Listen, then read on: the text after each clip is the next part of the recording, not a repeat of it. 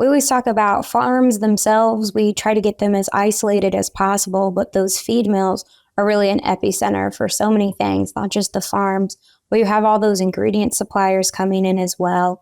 And so you're right, we've had some studies out of Vietnam looking at ASF specifically, and of the 17 samples that were ASF positive, one of them came from a feed ingredient, and the rest of them primarily were centered around boots of workers, the truck cabs themselves, the tires. And so really, those are the risks we can focus and control the best, and what we found to be more concerning than the feed and feed ingredients themselves.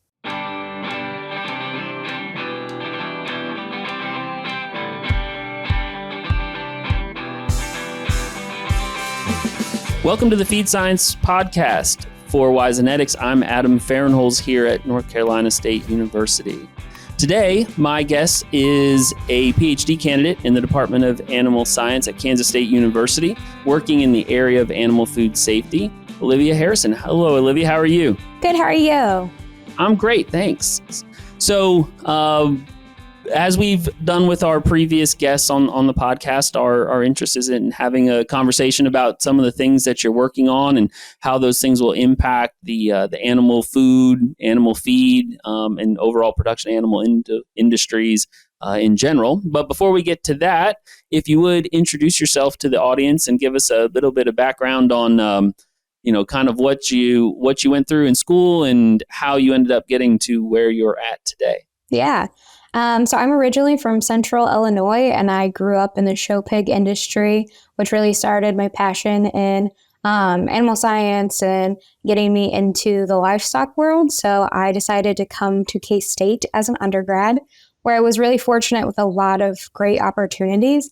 I started research pretty young in my undergrad career. I had helped with a project, I guess, with the applied swine nutrition team when I was a freshman, before having a couple projects with Cassie Jones my sophomore and junior year, which really was the connection that got me into grad school. So I started grad school in 2020 in the middle of a pandemic, always a fun time, under Cassie Jones and then Dr. Valentina Trinetta in food science here at K-State.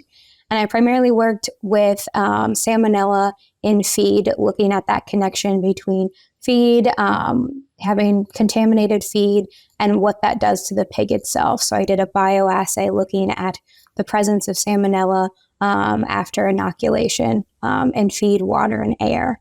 And then finishing that up in 2021, I stayed on for my PhD with Cassie, and I worked pretty closely with Chad Polk and Jordan Gebhardt, as well as Jason Woodworth, to do my big project, which was within our Feed Safety Research Center, so the FSRC here at K-State, where we inoculated feed with Seneca Valley virus, PRRS, and PEDv, and we looked at mitigation using chemical mitigants, as well as equipment decontamination using heat or chlorine dioxide to understand really what that presence is within that feed mill and how do we get it out of there. Evonik Animal Nutrition is committed to ensure food security and safety while reducing the ecological footprint of animal farming. Its products and services use evidence-based solutions that seek to promote animal welfare and reduce reliance on natural resources. All this is underpinned by long-standing industry partnerships and deep customer understanding. Evonik's focus on efficiency, sustainable, healthy nutrition, and collaborations with livestock farming partners creates value for customers and consumers. Excellent. So there's a lot of fun stuff that we can dive into on that. So I'm going to stick a little bit with the background here to begin with. So for those that may not be aware of some of the names that she shared, some of those folks are part of the swine nutrition and applied swine group there at Kansas State. Dr. Chad Polk is over in the Department of Grain Science with the feed milling program that's over there as well. Cassie Jones was a part of that and then moved over to animal science. And a lot of folks should recognize that name as someone who's done a lot of work on the, along with Dr. Paulk and Dr. Stark there as well, done a lot of work on the animal food safety side of things of pathogen and disease transmission through feed. And so it's become a very unique program there at Kansas State that you're a part of. Let's start off with, I think, what is kind of an interesting one before we get into the nuts and bolts of the scary parts about the stuff you work with. Why don't you describe to folks what it is like to do a study like that in that particular facility? Because it's really pretty much the only one of its kind. When we designed it way back in starting in 2010 or so, I think is when we started designing the BSL2 kind of pilot feed mill, and there's really nothing else like it.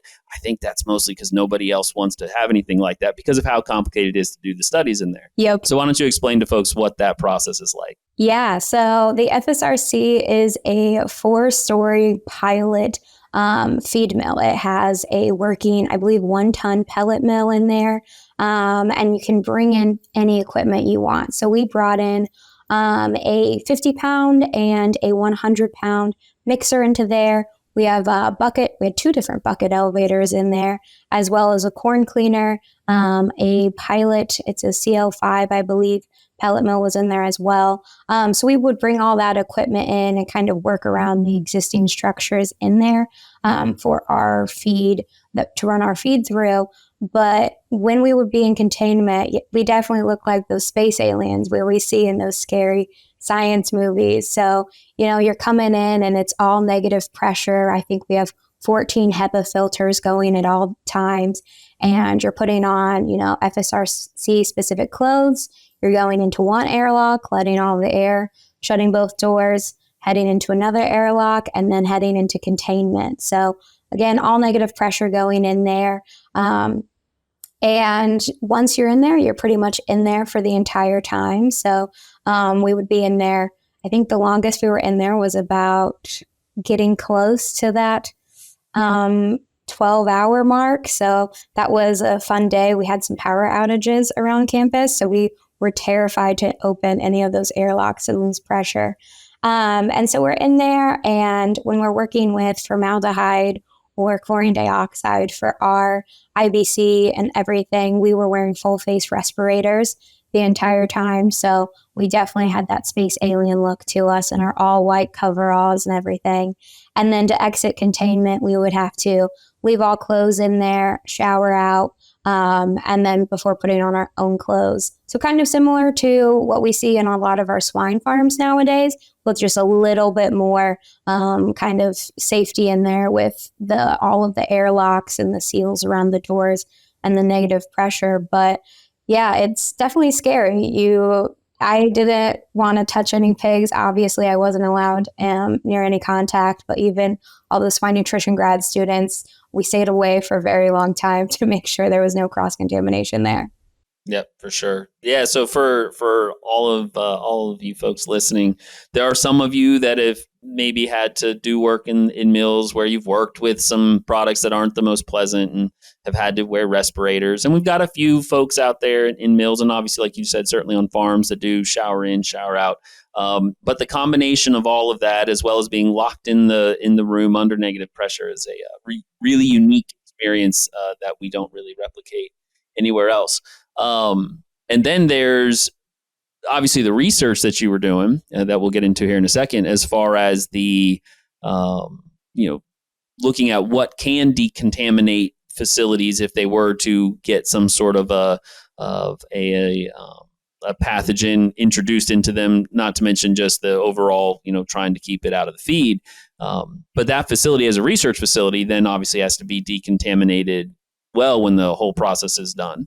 And so we're, from the original designs, and I believe still today, it's kind of a 1 week prep and a study, and then a 1 week kind of tear down after that. So can you describe what it is that in a research facility we would have to do to fully decontaminate it. And then we'll talk about what we think might actually be practical in the real world. Yeah, exactly. So this was actually part of our reps as well. It was one of our treatments to have as our positive control. But to completely decontaminate everything, we're taking apart all of the equipment as much as we can to prep for this. So getting all of the panels off of the front of equipment, opening up those bucket elevators as much as possible, exposing as much of that equipment to the power washing we'll go through as possible. And then we'll also wrap motors with garbage bags and tape them up to try to avoid them getting wet, which was mostly successful. Nothing broke on us. So always good to see. So we would do that, and then we would go through our organic matter removal. So this is just washing everything down, getting all of that feed kind of sucked up. We would have vacuums in there to try to vacuum up as much physical matter as possible. And that way it could go into our biohazard bins. I guess it's important to note when we're doing this, we would have about 14 40-gallon biohazard bins in there with us at all times. And that's where all of the feed would have to go, and it had to go through all of the decontamination with us. So we would throw as much away as possible. And then we would go through and we would have a double wash. So we would wash everything first with Furcon at concentration levels with our power washer. So our power washer is outside on the dock. And then we just have hoses running into, piped in through the walls and everything for power washing itself. And then after that, we would do a rinse down and follow that up with bleach, again at concentration levels. So I think we were running at 5% bleach the entire time. And then we start, my favorite part personally is the heat up phase of this, because we don't have to be in there. So the FSRC is pretty unique. It has a couple steam heaters in there. And so we were able to, within about 36 hours on all 3 floors, reach 140 degrees Fahrenheit. And then once we reach that 140 degrees Fahrenheit, we have to hold at that temperature for 48 hours. Once we hit that 48-hour mark, we go in, turn everything off, but we take samples before we can open up, turn the heaters off, but we have to take samples before we can turn decontamination off itself. So taking samples from those surfaces, turning those into the KSU diagnostic lab, testing for all of our viruses before we're able to turn decontamination off and open up doors and begin cooling down the FSRC itself. Sure. So that process, when you take your samples and you analyze it, is that a successful way of basically removing all of the pathogens of concern? Did that work? Yeah, we really only, the very first time we were in the FSRC, we ran 10 reps throughout there. So our very first cycle through, the only trouble we had is we had a new bucket elevator we hadn't worked with before. And we found when I was reaching up into the bucket elevator, we couldn't clean it. We were finding still like Seneca and PEDv. So what happened is Charles Stark was actually just on a ladder power washing and pouring bleach directly down to really decontaminate that as well as possible. But other than that, we figured out kind of the tricks for that specific bucket elevator, and we had no difficulties the other 9 reps. And once we finished everything up, we took samples around just the regular mill as well, and we didn't find any contamination within the warehouse, which is right next to the FSRC, or on any of the upper floors. So all of that does the job, but it's obviously not feasible when we're talking about our regular feed mills. Right. Exactly. Okay. So let's jump in then into, and let's kind of start at the beginning. When we talk about the potential concerns of there being a biological adulterant of some sort in feed that would make animals sick or cause a significant disease. Obviously, when we're talking about something like a bacterial issue like salmonella, we're mostly concerned about the animals getting sick, or there's not a disease concern, versus the really scary side on the other side, where we're talking about a viral impact that's moving from potentially ingredients into feed or some other fomite source coming off trucks, shoes, whatever, into feed, getting to animals, and then it's spreading through the population. So let's start at the very beginning. Like I said, what are the most concerning pathogens that we are looking at, that you guys have looked at, and what are the most concerning routes by which we would expect those to potentially get to the feed mill and potentially contaminate feed? Yeah, definitely big questions there. I think at the top of everyone's mind is always going to be ASF. I just got back from Minnesota actually for U.S. SHIP, so the Swine Health Improvement Plan, which is basically a planning group for what happens in case of ASF or CSF introduction in the United States. And there's a whole committee dedicated to feed biosafety with that. And so I think top of the concern here, but as we look at endemic viruses, PRRS having that resurgence, I think there was a study that is in the rounds of completing submission that looks at PRRS in the feed, and they think it was the introduction into a sow farm.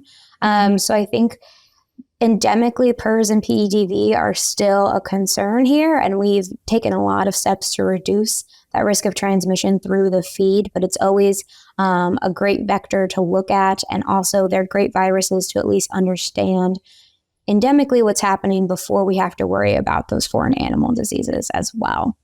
That risk of introduction, that your guess is almost as good as mine sometimes. We spend a lot of time doing some epi work. Grace Houston, who was under Dr.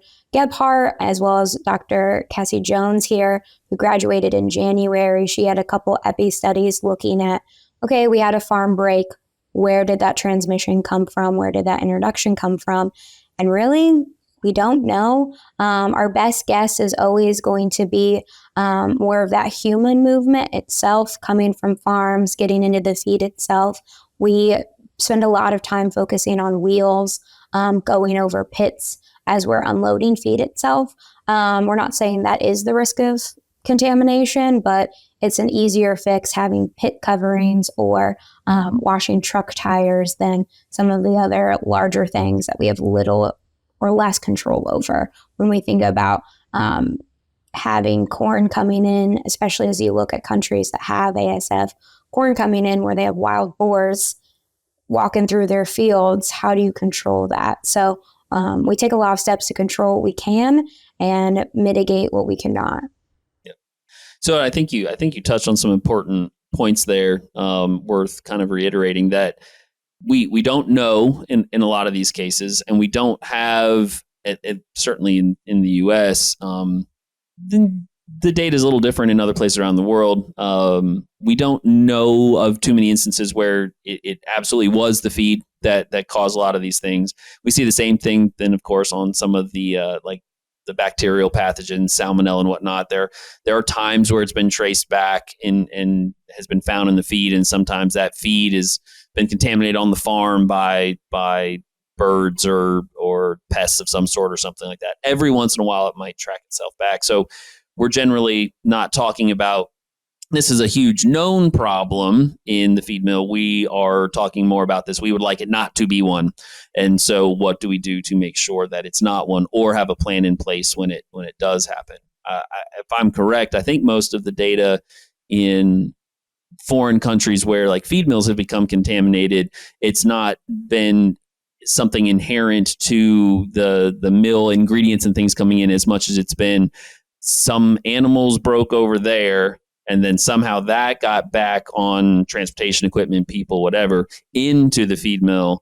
And now we've created a cycle. So we've got conversations to be had about, how biosecure should the feed mill be, in addition to how biosecure the farms need to be.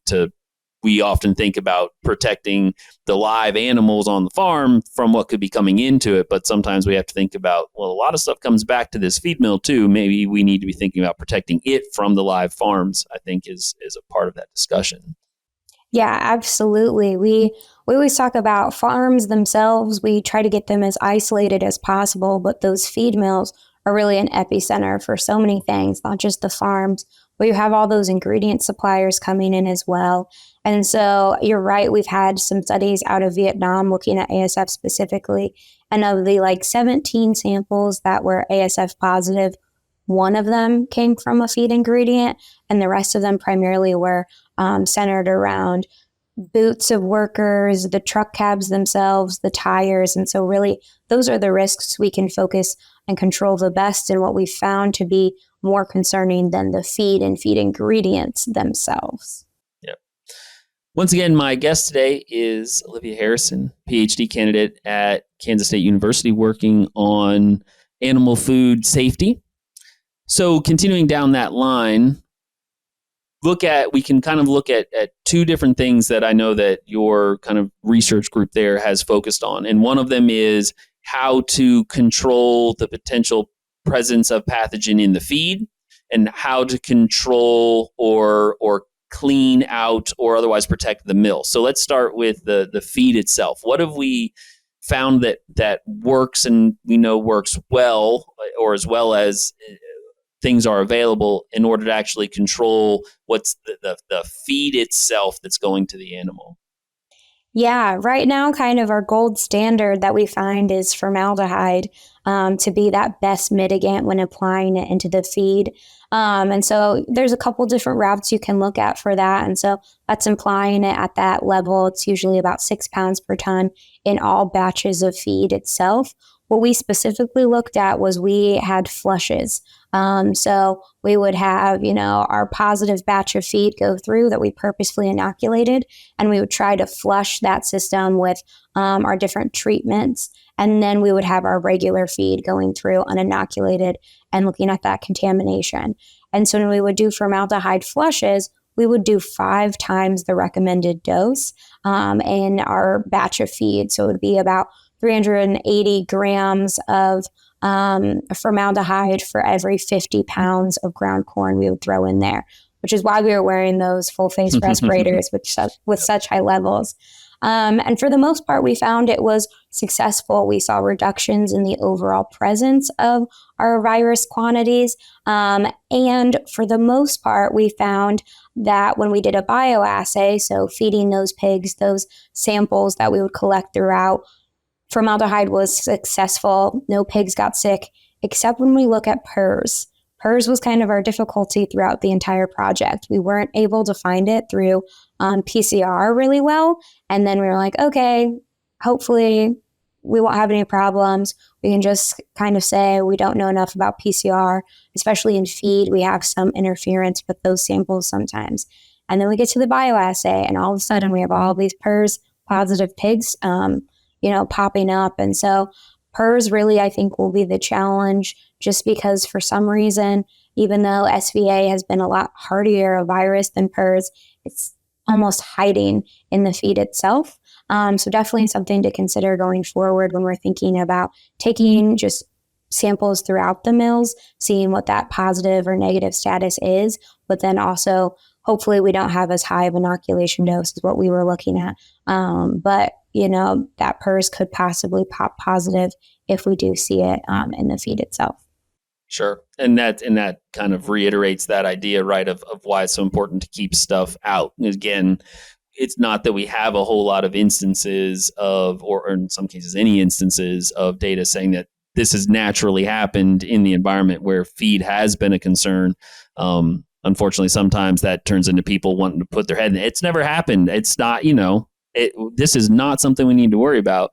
And it's just, and I think the area is somewhere in between, right? Where it's not something that we need to all go nuts and, establish all kinds of new regulations and rules and spend billions of dollars maybe, but it's not something we shouldn't think about, because like you just said, we have things that are the gold standard that don't work on everything.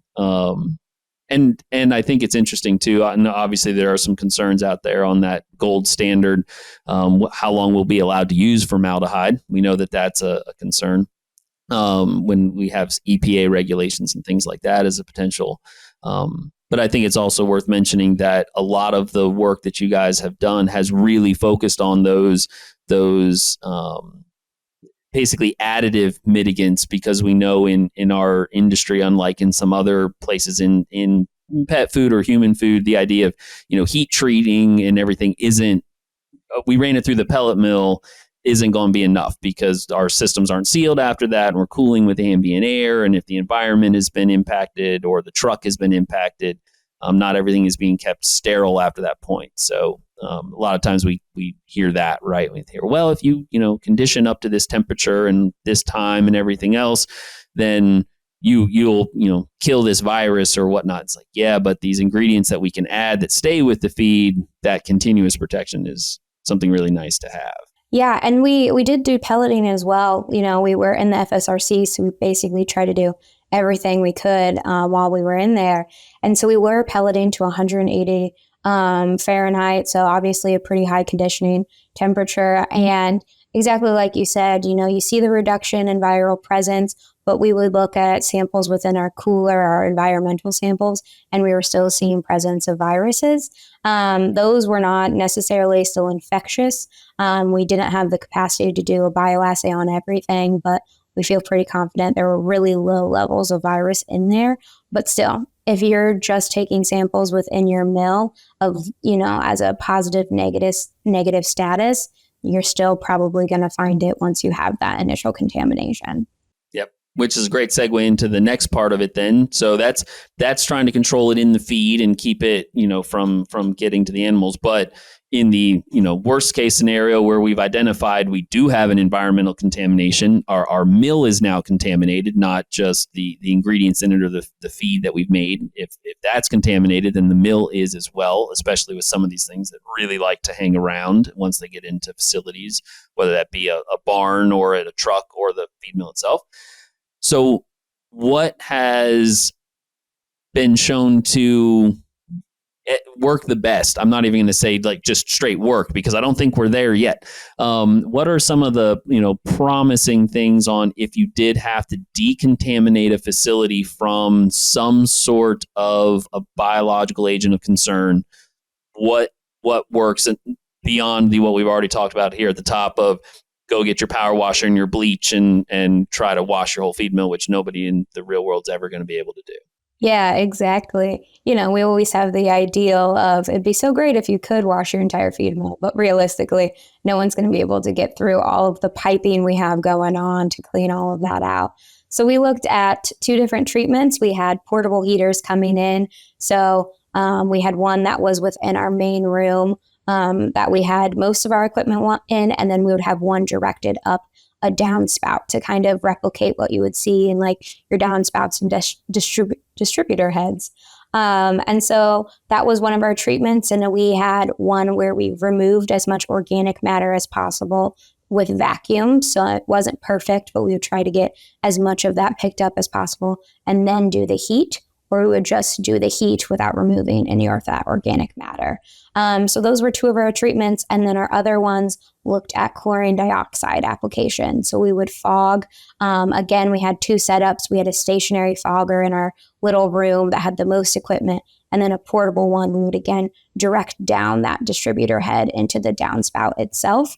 And same thing with our heat. We looked at that with organic matter removal and without organic matter removal. And just from a PCR perspective, neither of them worked as good as, of course, as our complete decontamination, which is to be expected. Obviously, we're doing some pretty harsh chemicals throughout that. So it's not surprising that that is going to, again, be our gold standard. But again, when we do that through a bioassay, looking at those results, we found that for the most part, they worked. When we were looking at SVA and PEDv, we didn't see any infection in those pigs. But again, we had those PRRS positive pigs just randomly pop up that we can't explain, as we weren't finding it in the PCR results. So, for 2 of the viruses, we saw really great results. And for PRRS, honestly, it's unexplainable basically from start to finish. But they definitely do have some success, and or at least a better option than doing nothing, which I think is always our standard or our meter we should be looking at. Yeah, absolutely. Agreed. Of course, the actual process of trying to heat treat a full-size commercial facility or put chlorine dioxide into it, which I can hear all the safety people out there just like tensing up, thinking you want to do what? It's done. The heat treatment stuff is done very seldom in large commercial mills. It's done in flour mills and things like that, for those that aren't aware.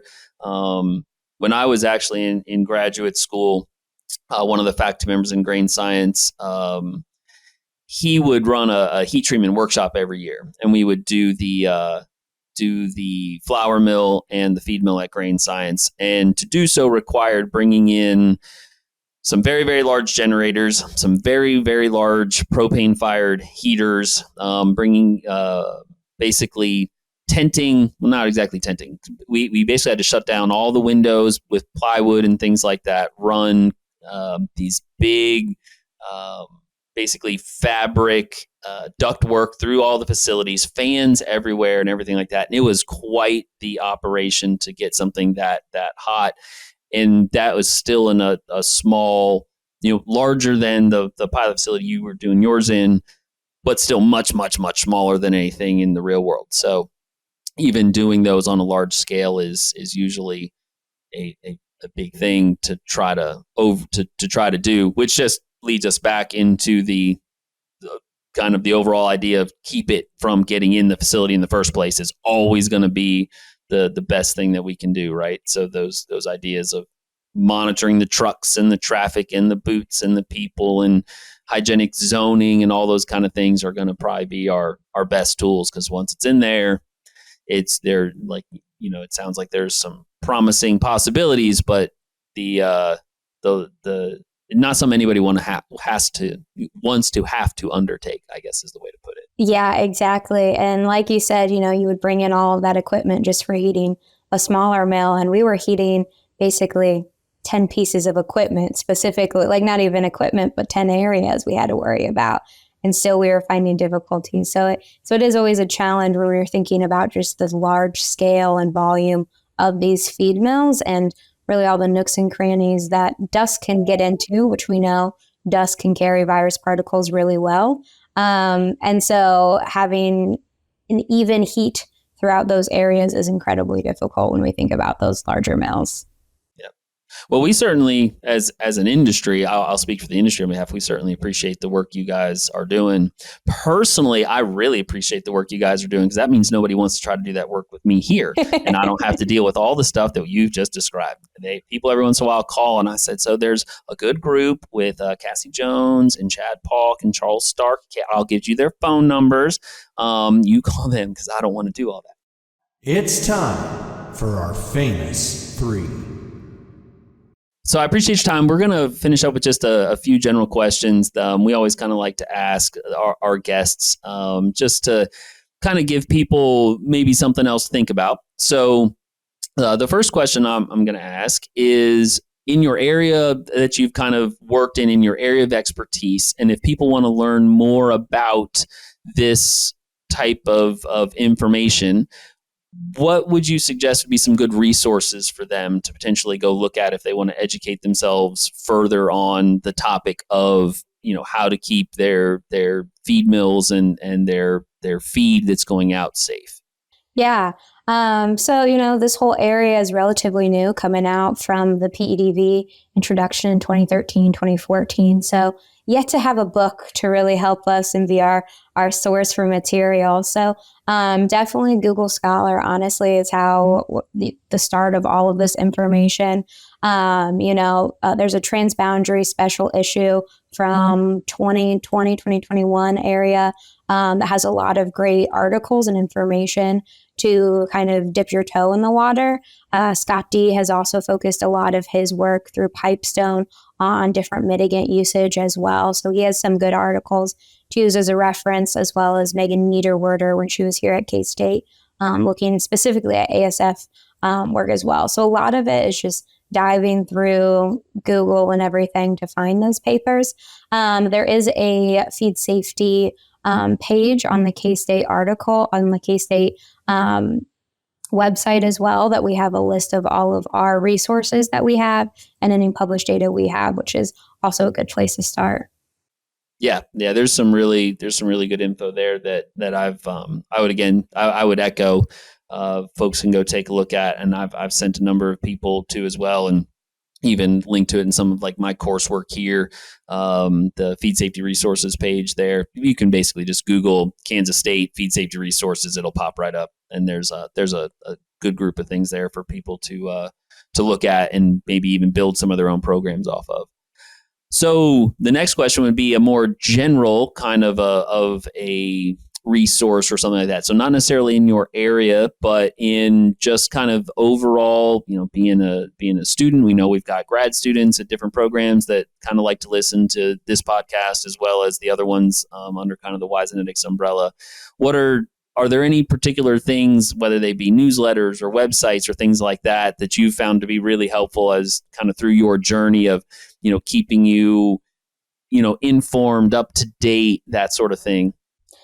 Yeah, so obviously I'm in a pretty niche area, but I spend a lot of my time with the KSU swine grad students as well. So, I listen to the Swine Net podcast, everything here on that nutrition side, just to stay up to date. I think it's important to at least understand the basics of what's going on in there, as it plays such a role in what we do in the feed mill, knowing the ingredients coming in.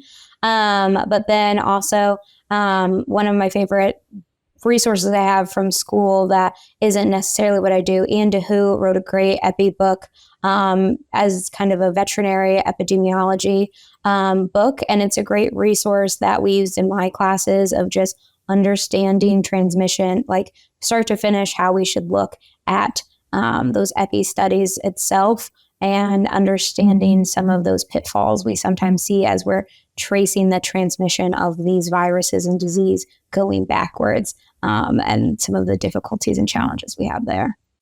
Excellent.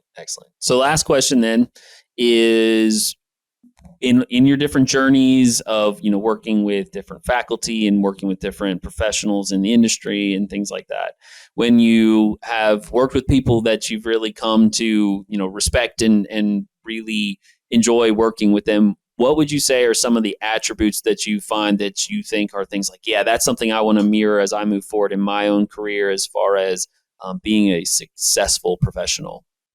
Yeah, I think this is something, they always push you in grad school, and something I struggle with is asking questions.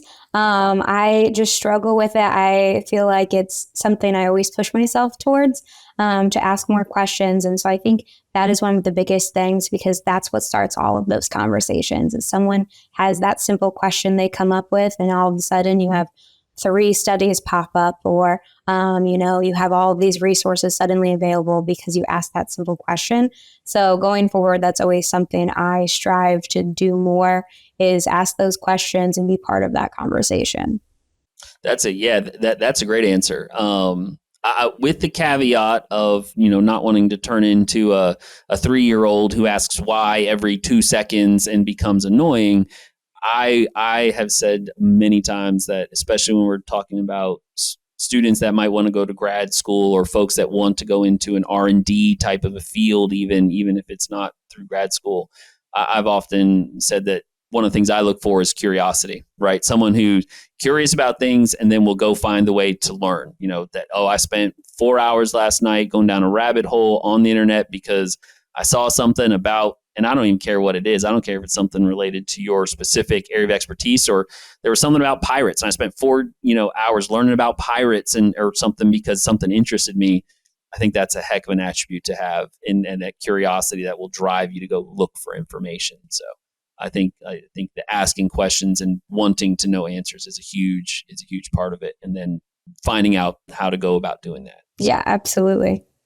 Well, I very much appreciate your time. Again, my guest today has been Olivia Harrison, a PhD candidate in animal food safety at Kansas State University. Thanks, Olivia, for joining us. Yeah, thanks for having me. My pleasure. I'm Adam Farnoltz. This has been the Feed Science Podcast.